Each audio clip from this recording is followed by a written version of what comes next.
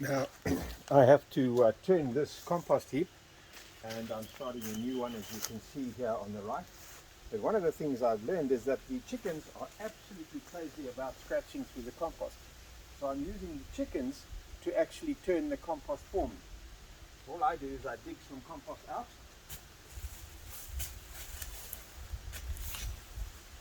and I then put it in a bucket.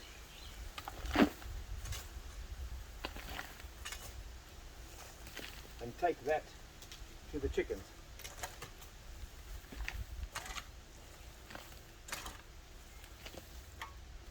They then scratch through it, and then when they're done with it, I take it out of the chicken run and bring it back here. And what you've now got is good compost with added chicken manure in it.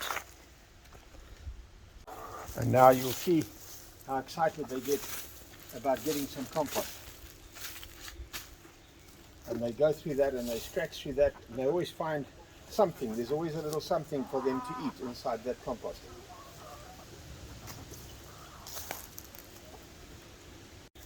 Here's the next bucket. I mean, to give them 2 buckets on the outside, and then they also get in their own cage.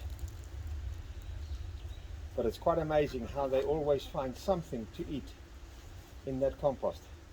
Then they scratch it through, and I come and clean it up and put it back into the compost, and it starts all over again. I also put the compost in their cages. I like them to run on a deep litter, and as you can see, all of this now is going to get taken out of here, that we now have really nice compost that just goes back into the heap, and I'm getting ready for springtime, and this will all go onto the lawn as dressing. But what you've got here is a nice deep bed of compost that has been completely worked through by the chickens. This was all leaves and grass, and they have now turned it into this. Absolutely amazing stuff. Now, everything is in a cycle. Everything is in a cycle. Now I'll be adding another layer to the compost heap. One of the things that's important whenever you add a new layer of material is to make sure that the existing layer is nice and moist. You want to try and minimize dry spots in the compost. Moisture is one of the most critical things in terms of making compost. You can have as much nitrogen and as much carbon as you like. If there is no moisture, nothing will happen. They will just sit there and wait. The moisture is the thing that actually triggers the entire composting process. I'm now going to add some of that I've taken out of the chicken run. And one of the things when you're making a new hoop is try and get everything as level as possible. Now you could look at this and say, if you screened that, you'd already have good compost, and actually you're right. But I don't need it right now, so it's better for it to go in and help me compost the mountains of leaves that my trees generate, and this will help it do that. And then I will have, as I say, come springtime, some really good compost. And yeah, it can be as quick as that. You can make very good compost in just a few short months. It does not need to take years and years to make compost. That is a bit of a myth. It can, if you just leave it, nature will take its time, but if you make the heap properly, within 3 months you're going to have really great compost. Now here's another composting tip. Every time you put a layer onto the compost, make sure that you wet it up. Again, that's one of the most important elements of making compost, is the moisture. If you have a dry patch, it'll literally stay dry for years. It's very difficult for it to wet up. Now the other advantage of putting this pre-composted or halfway made compost on is that it absorbs water quite quickly. That allows it to act as a sponge, which then leaks out and keeps the leaves wet, because the leaves don't wet up very easily. But having this layer makes it much easier for the leaves to absorb water, because it's like a slow release system that comes down from the top and soaks all the leaves. Now, as you can see, our trees produce copious amounts of leaves. I'm now going to show you how I treat these leaves. before I put them into the compost, because putting them like this is really not the best idea. It's going to be a bit noisy because I use the lawnmower to break all the leaves up, as you will see.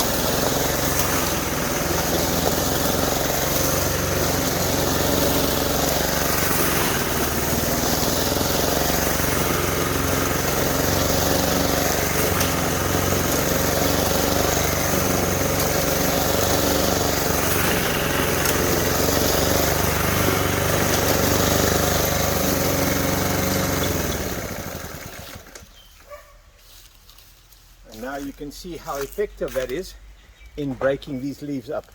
Then that pile will be reduced to a small pile quite quickly.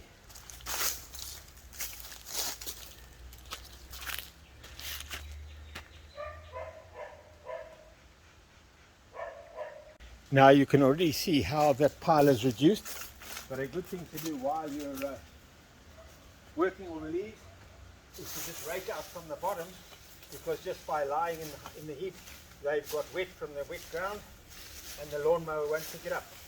So just rake out from the bottom, loosen it, and then you've got another pile that you can work away.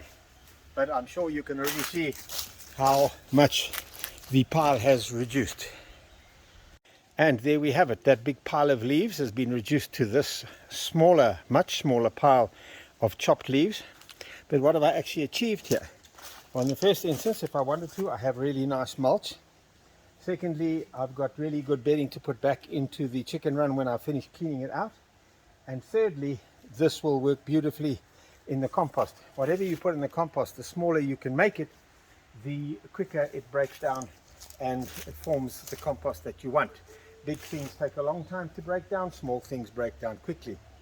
So we've tidied up all the leaves and we've now put them into a much more usable state, a much more practical state. So as I say, we either have mulch for the garden or we have bedding for the chicken run, and it's going to go to the compost. Now when you're making compost, one of the things that helps is to have a good source of nitrogen. In summer you've got all the grass coming off the lawn and the greens that go in there, but in winter when you have mostly leaves and no greens, you need to add some nitrogen. Now it's not essential. You will make compost without the nitrogen. It will just take longer. So you have two ways of doing it. One is to get what's known as urea. It's a water-soluble nitrogen, very high concentrate. You need very little. You just scatter across the top thing, and like for this, just a few handfuls, and that's enough. Then you water that in, and that provides an instant burst of nitrogen for the microbes to get going. But as I say, it's not essential. You don't have to have it. Once you have put the nitrogen, it is then a good idea to immediately water it in so that it dissolves and goes down into the rest of the compost where it can do its job. Nitrogen is just like an accelerator. It really just makes the compost making so much faster.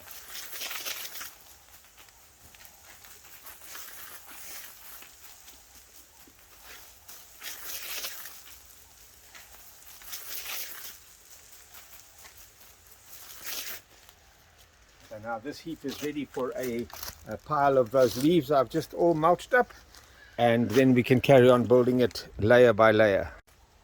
Another excellent source of nitrogen is pure chicken manure. I get this from a laying house, and chicken manure is very high in nitrogen, and again you need just a very little bit of it. Sprinkle that all over.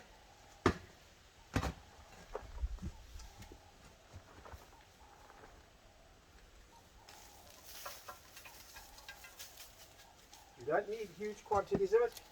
Just sprinkle it evenly over the top of the heap. Water it in. Very good for the compost. And that's it for today.